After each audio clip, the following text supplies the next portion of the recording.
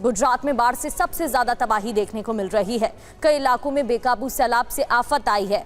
तस्वीरें गुजरात के पाटन जिले की हैं। ये देखिए, पाटन जिले के संतालपुर इलाके की हैं। जल भराव के बीच एक ट्रक पलट गया।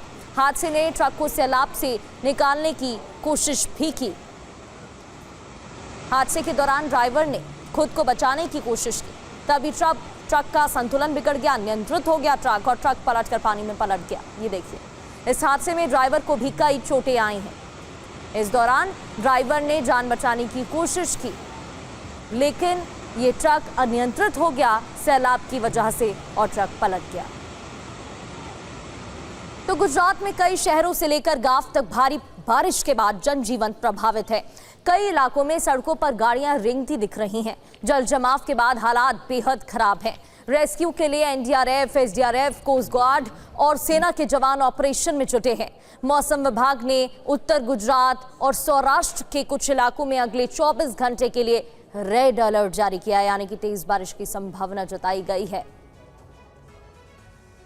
अगली तस्वीरें गुजरात के वलसाड की आपके सामने होंगी। गुजरात के वलसाड में भी ऐसे ही हालात है। पूरे जिले में बाढ़ से कोहराम मचा हुआ है। ये तस्वीरें देखिए, कई फीट पानी भरा हुआ है। इन तस्वीरों में सैलाब में एक मासूम भी फंस गया। सूचना मिलने के बाद कुछ युवा पहुंचे।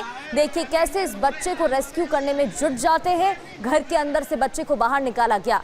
पानी का बहाव बहुत तेज था, ऐसे में इन लोगों का संतुलन बिगड़ रहा था, लेकिन इन लोगों ने हिम्मत नहीं हारी और एक रस्सी की मदद से इस बच्चे को सुरक्षित जगह पर पहुंचाया। रेस्क्यू ऑपरेशन का ये वीडियो गुजरात के वलसाड का बताया जा रहा है, जहां उमरगाम इलाके के टिम्बी गांव के कई घर बाढ़ में डूबे हुए हैं। देखिए कैसे कंधे तक पानी भरा हुआ है।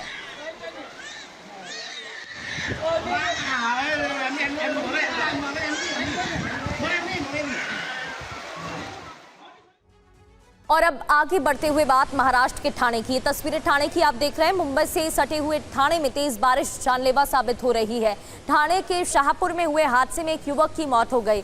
ये युवक नदी किनारे गया था। तेज बारिश की वजह से नदी में अचानक पानी का बहाव बढ़ गया, जिसमें नहाने गया युवक फंस गया और तेज धारा उसे बहा कर ले गई। स्थानीय लोगों ने तुरंत घटना की सूचना पुलिस और आपदा प्रबंधन टीम को दी। पुलिस और बचाव दल तुरंत मौके पर पहुंचे। नदी के खतरनाक बहाव के बीच बचाव दल ने काफी मशक्कत के बाद युवक का शव निकाला।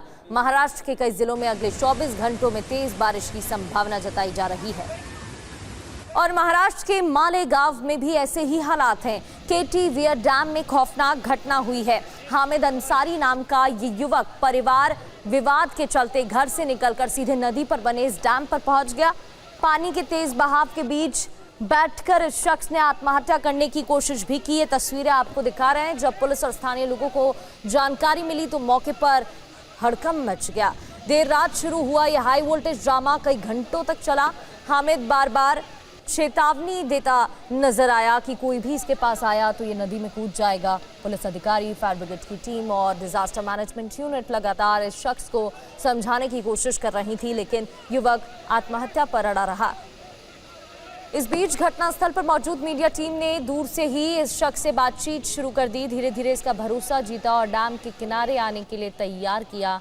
ठीक उसी पल डिजास्टर मैनेजमेंट और फायर ब्रिगेड की दूसरी टीम ने दूसरी तरफ से तेजी से कार्रवाई करते हुए युवक तक पहुंच बनाई और इसे सुरक्षित पकड़ लिया।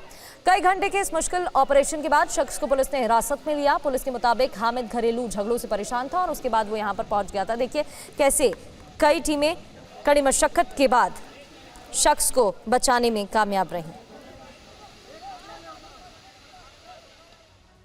और महाराष्ट्र के नासिक में भी ऐसे ही हालात हैं। ये तस्वीरें नासिक की आप देख रहे हैं। हवाई अड्डे से जोड़ने वाला बाणगंगा नदी पर बना पुल सैलाब में डूबा। इससे स्थानीय लोगों को परेशानी हो रही है। कई गांवों का संपर्क आपस में टूट गया है।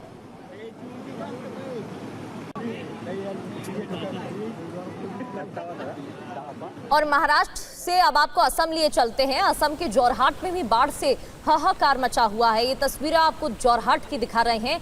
तस्वीरों में हर तरफ जल प्रहार से तबाही दिख रही है। लोग लकड़ी के डंडों के सहारे जैसे तैसे अपने घरों तक पहुंच रहे हैं। बच्चे भी लकड़ी के डंडों पर अपना संतुलन बनाते हुए अपने घर जाने को मजबूर हैं। जोरहाट में जो लोग अपने घरों तक नहीं पहुंच पा रहे हैं, वो लोग हर दिन जिंदगी में अपनी बुनियादी ज़रूरतों को पूरा करने में जूझ रही हैं, परेशान हो रही हैं। तस्वीरें देखिए, रेस्क्यू टीमें जुटी हुई हैं, अंदाज़ा लगा सकते हैं। राहत की बात यह है कि जो रेस्क्यू टीमें हैं वो उनकी मदद कर रही हैं, सहायता पहुंचाई जा रही है। इनकी रोज़मर्रा की ज़िंदगी को इस मुश्किल घड़ी से बचाने में मदद की जा रही है। एनडीआरएफ, एसडीआरएफ और स्थानीय प्रशासन की टीमें प्रभावित इलाकों में काम कर रही हैं। लोग इन टीमों की मदद से खाना ले पा रहे हैं। ये टीम लोगों तक भोजन, पानी और दवाइयाँ पहुँचा रही हैं।